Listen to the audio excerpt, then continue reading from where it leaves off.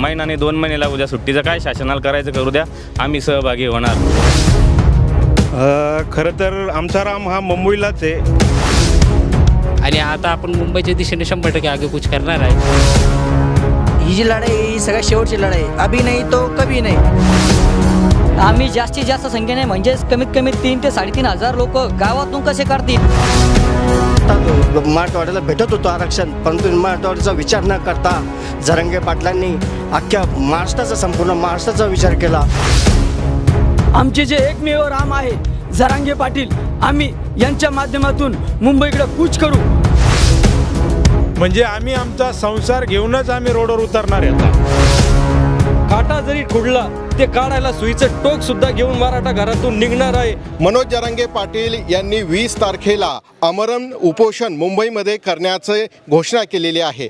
त्या संदर्भामध्ये कन्नड तालुक्यामध्ये या बैठकीसाठी, या आंदोलनासाठीची नियोजन बैठक आयोजित करण्यात आलेली होती. आपल्यासोबत काही स्वयंसेवक आहे, त्यांचं आपण मत जाणून घेऊया, त्यांची कशा पद्धतीची तयारी आहे. आम्ही पूर्ण कन्नड तालुक्याचे प्रतिनिधित्व करणारे जे गावातनं लोक होते ते सर्व जमले होते मराठा बांधव. तर आता गावागावातनं लोकांची तयारी झालेली आहे, मानसिकता पण झालेली आहे की जे मिळेल ते वाहनाने लोक येणार आहेत आणि सोबत 1 महिना पडो, 10 महिने पडो, 2 महिने पडो, तेवढं साहित्य सोबत घेऊन अहमदनगरकडं आम्ही जरांगे पाटलांचं जे पण पायी दिंडी त्याला जॉईन करणार आहोत. आणि त्यासाठी जो त्याग करायचा आहे, लोकांची त्यागाची तयारी म्हणजे बघून आज मला खरंच असं मन भरून आलं आहे की लोक महिना नाही 2 महिन्यांनी थांबायला तयार आहे. बाबा आम्ही किती दिवस लागू द्या. आणि विशेष म्हणजे सर्वात ही अभिमानाची गोष्ट ही की लोक नोकरीसाठी झटतात, काही लोकांची नोकरीची सुद्धा त्यागाची तयारी ठेवली की बाबा आमचे किती दिवस लागू द्या, महिना नाही 2 महिने लागू द्या, सुट्टीचं काय शासनाला करायचं करू द्या, आम्ही सहभागी होणार. किती दिवस लागले तरी जाण्याची तयारी आहे. वेळ प्रसंगी आपण आपलं कामसुद्धा सोडून जाण्याची तयारी हे आंदोलक करत आहेत.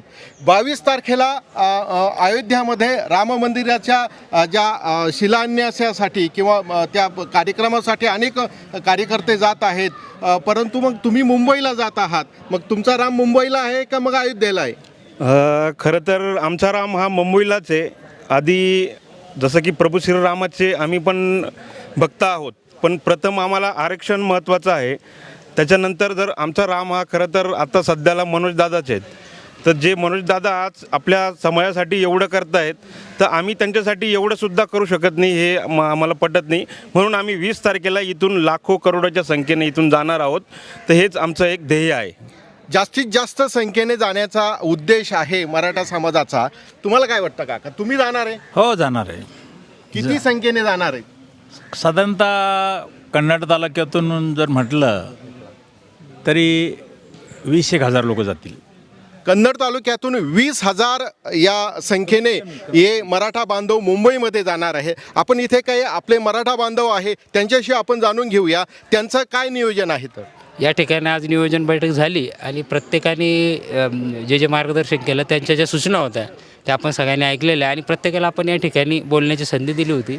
एक मराठा लाख मराठा म्हणलं म्हणजे मनोजदादांनी जे आंदोलन हातात घेतलेलं आहे ते आता सगळे मिळून आपल्याला ते पार पाडायचं आहे. आणि आता आपण मुंबईच्या दिशेने 100% आगेकूच करणार आहे. तरी सर्वांनी एक सोबत राहून आता ज्या आपल्या कुणबी नोंदी सापडल्या त्यांनीसुद्धा आता ज्यांच्या सापडल्या त्यांनीसुद्धा आता याच्यामध्ये उत्स्फूर्त सहभाग नोंदवून, ज्यांच्या सापडत नाही तर मग आपल्याला जे सरसकट आरक्षण घ्यायचं आहे त्या माध्यमातून आपल्याला सगळ्यांना मुंबईला जायचं आहे. तर आपण असंच एकजूट होऊन सगळे मिळून पुढचा आपला जो मुंबईचा रूट आहे तो 100% पार करू आणि 100% आरक्षण घेऊन येऊ. 100% आरक्षण घेऊन येण्याचा मानस हे आंदोलक आपल्याकडे व्यक्त करत आहे. तुम्हाला काय वाटतं?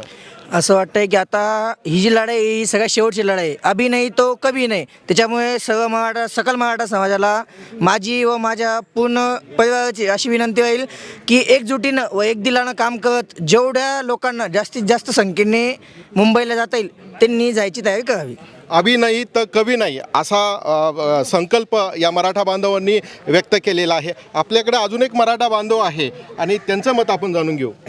आम्ही जेवढे जास्तीत जास्त संख्येने मुंबईला आमच्या माता भगिनी असतील, तरुण असतील, वयोवृद्ध असतील, हे कोणत्या पद्धतीने सगळ्यात जास्त संख्येने मोठ्या संख्येने आमच्या गावची लोकसंख्या 6-7 हजार आहे.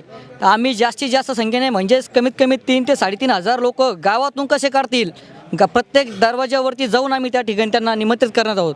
आणि त्याचप्रमाणे मी सर्व महाराष्ट्रातील मराठा समाजाला या ठिकाणी आवाहन करू इच्छितो की आपण 70 वर्षापासून या लढाईसाठी लढतोय, परंतु आपल्याला आपल्या हक्काचं आरक्षण आपल्याला भेटत नाही. आपले मुलं आज व्यसनाकडे जात आहेत, कारण एवढं शिक्षण होऊन एवढा पैसा घालून त्या ठिकाणी आपल्याला नोकऱ्या मिळत नाही. त्यामुळे मी सर्वांना या ठिकाणी विनंती करू इच्छितो की आपल्या गावातून आपल्या प्रत्येक घरातून जेवढ्या जास्त संख्येने आपण निघू तेवढं आपल्यासाठी चांगलं राहील. जास्तीत जास्त संख्येने जाण्याचा विचार व्यक्त केलेला आहे. आपल्याला या आंदोलनादरम्यान आपण ज्या आंदोलनामध्ये सहभागी होणार आहेत त्यामध्ये कीर्तन, भारूड वगैरे किंवा फुगडी वगैरे असे विविध आपले ग्रामीण संस्कृतीचे कार्यक्रम करत जायचं आहे. तुमचं काय नियोजन झालं आहे? आमच्या हातनूर गावातून जो 5 ते 7 हजार लोकसंख्या आहे, पण आमच्या गावामधून आम्ही 50 शेतकरी आम्ही इथून निघणार आहोत. ट्रॅक्टरची व्यवस्था आम्ही करणार आहोत. आणि आता अभी नाही तो कभी नाही, लेकरा बाळाच्या भविष्यासाठी आम्हाला जरांगे पाटलासाठी त्यांनी बिचाऱ्यांनी 5 महिन्यापासून घरादाराचा संसाराचा लेकरा बाळाचा सगळ्याचा त्याग करून तुळशीपात्र ठेवून त्यांनी सगळा ऑल महाराष्ट्रात मराठवाड्याला भेटत होतं आरक्षण, परंतु मराठवाड्याचा विचार न करता जरांगे पाटलांनी अख्ख्या महाराष्ट्राचा संपूर्ण महाराष्ट्राचा विचार केला. लेकरा बाळाच्या भविष्यासाठी 1 महिना अभी नाही तो कभी नाही, 1 महिना सगळा संसाराचा त्याग करून सर्व आम्ही करोडोच्या संख्येनं मुंबईला जाणार आहोत. करोडोच्या संख्येने मुंबईला जाण्याचा हा संकल्प हा मराठा बांधव करत आहे. अभी नाही तो कभी नाही अशा प्रकारची भावना आहे. आपल्यासोबत अजून एक मराठा आंदोलक आहे. सर्वांना जय शिवराय. जो मराठा आहे महाराष्ट्रातला व कन्नड तालुक्यातला ह्या अशा दिशेने पेटलेला आहे जसा जो ज्वालामुखी असतो, जो ज्वालामुखी हजारो वर्षापासून जो दाबला असतो, तसं आमचं 70 वर्षाचं जे आरक्षण आहे या सरकारने दाबून ठेवलं. व आता हे आरक्षण मिळवण्यासाठी आमचे जे एकमेव राम आहे जरांगे पाटील, आम्ही यांच्या माध्यमातून मुंबईकडे कूच करू. मराठ्यांच्या फौजा मुंबईवरून आरक्षण घेतल्याच्या नंतर अयोध्येला हजारोच्या संख्येने जाऊन सुद्धा रामलल्लाचं दर्शन आम्ही घेऊ. ही अशी आमची मराठा समाजाची दिशा आहे. आमचे राम मुंबईत येणार आहे आणि आमच्या रामाचं दर्शन झाल्याशिवाय आम्ही अयोध्यातल्या रामाचं दर्शन घेणार नाही अशा प्रकारची तीव्र भावना या आंदोलकांनी व्यक्त केलेली आहे. आपल्यासोबत अजून एक आंदोलक आहेत, त्यांच्या काय भावना आहेत ते आपण जाणून घेऊ. सर्वप्रथम आता जे मनोजदादा जरांगे पाटील यांनी जी आपल्याला तारीख दिलेली 20 तारखेला प्रत्येक गावातून एकेका गावातून प्रत्येकाचं नियोजन झालेलं आहे. गाव पातळीवर बैठका झालेल्या आहेत. दादानी सांगितलं आहे की ज्यांना वेळ देता येईल त्यांनी वेळ द्यायचा, ज्यांना पैसा देता येईल त्यांनी पैसा द्यायचा, ज्यांना अन्नधान्य देता येईल 1 महिना पुरेल इतकं अन्नधान्य आपण सगळ्यांनी सोबत घ्यायचं आहे आणि आपण ते नेणार आहेत. सरपण लागणार आहे आपल्याला, त्यासाठी आम्ही सरपण पण जमा केलेलं आहे. सरपणसुद्धा आम्ही नेणार आहेत, चुली नेणार आहेत. आणि असं समजून घ्या की मराठा समाजाच्या प्रत्येक घरातील दोन व्यक्ती म्हणजे आम्ही आमचा संसार घेऊनच आम्ही रोडवर उतरणार आहे आता. आणि आम्ही ट्रॅक्टरमध्ये आमचा पूर्ण संसार थाटून आम्ही त्या मनोजदादा जरांगे यांच्या त्या आंदोलनाच्या दिशेकडे आम्ही 20 तारखेला रवाना होणार आहे. आंदोलनाच्या दिशेने 20 तारखेला रवाना होणार आहे. ट्रॅक्टरमध्ये कशी व्यवस्था असणार आहे, म्हणजे काय काय सामान तुम्ही सोबत घेणार आहे? याच्यामध्ये सगळ्यात महत्त्वाचा जो विषय आहे की एक गनिमी कावा आहे. आम्ही वाहन हा शब्द वापरणार आहे. आता काही समाजबांधवांनी ट्रॅक्टर सांगितलं, पण हा एक गनिमी कावा आहे. आम्ही निघताना कुठलं वाहन घेऊन निघू हे कोणाला सांगता येऊ शकत नाही, कारण की जरांगे पाटील आणि छत्रपती शिवाजी महाराजांची शिकवणच अशी आहे की तुम्ही गनिमी काव्यानं आंदोलन करा. म्हणजे काय की आम्ही निघताना कुठलं वाहन आणि कशा पद्धतीनं निघणार आहे या आम्ही आज फक्त वाहन म्हणूनच उल्लेख करू, कारण की त्यावेळेस आमच्याकडे ट्रॅक्टर असणार आहे की ट्रक असणार आहे की बैलगाडी असणार आहे हे सरकारला रस्त्यावर आल्यावरच कळेल की आमच्याकडे काय असणार आहे. म्हणून फक्त सरकारला मात्र या माध्यमातून एवढं सांगू शकतो की ज्या वेळेला आमचं आंदोलन सुरू होईल त्यावेळेला मात्र सरकारला पलटी भुई कमी होईल, कारण की जरांगे पाटलाच्या शब्दाने आजची जी आमची कन्नड तालुक्याची बैठक झाली आणि त्या बैठकीचा प्रतिसाद पाहून तर असं वाटतं की आम्हाला कन्नड तालुक्याच्या बाहेर निघायलाच एवढा रस्ता जाम होईल की इथंच ट्रॅफिक जाम होणार आहे. मग अशा वेळेला सरकारने कसं या जनतेची काळजी घ्यायची आणि कशी बाकी व्यवस्था सांभाळायची हा विचार फक्त सरकारनं करायचा आहे. कारण की आमचा मराठा 70 वर्षापासून जी घुसमट होती ती घुसमट काढायची वेळ आज आलेली आहे आणि आत्ता हे आंदोलन अंतिम टप्प्यात आलेलं आहे. म्हणून या अंतिम टप्प्यामध्ये घराघरात ही चर्चा सुरू झालेली आहे की आंदोलनाला जायचं कसं, निघायचं कुठून, पोहोचायचं कसं. म्हणजे मराठ्यांची तयारी जी आहे ती अगदी एकदम सुईच्या टोकापर्यंत पोहोचलेली आहे.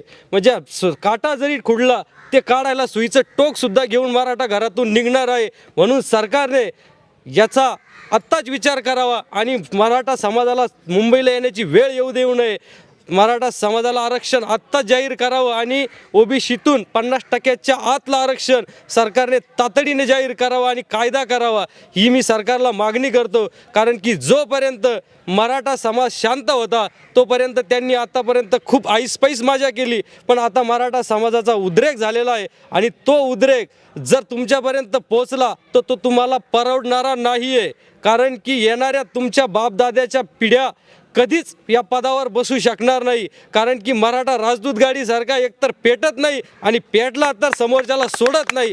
आणि जोपर्यंत मराठा समाज याचा बदला घेत नाही तोपर्यंत मला तरी वाटतं की मराठा समाज शांत बसणार नाही. म्हणून तुम्ही धाक पाळा. कारण मला माहिती आहे सत्ताधारी फक्त खुर्चीला घाबरतात, ते त्यांच्या बायकोलाही घाबरत नाही, बापालाही घाबरत नाही, ते फक्त खुर्चीला घाबरतात. जोपर्यंत त्यांना खुर्ची आहे तोपर्यंत ते कोणालाच काही समजत नाही. आणि मराठा समाज हा 34% महाराष्ट्रात आहे आणि तुमची खुर्ची खेचून आणण्याचं काम फक्त मराठा समाज करू शकतो.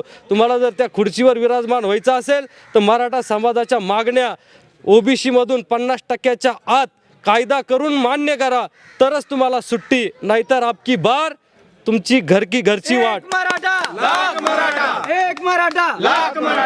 मराठा समाज एक तर पेटत नाही, पेटला तर पुन्हा विझत नाही, अशा प्रकारची भावना यांनी व्यक्त केलेली आहे. आपल्यासोबत काही बालक सुद्धा आहे, ते सुद्धा आंदोलनामध्ये येण्याची त्यांनी मनीषा व्यक्त केलेली आहे. आपण त्यांच्यासोबत बातचीत करूया.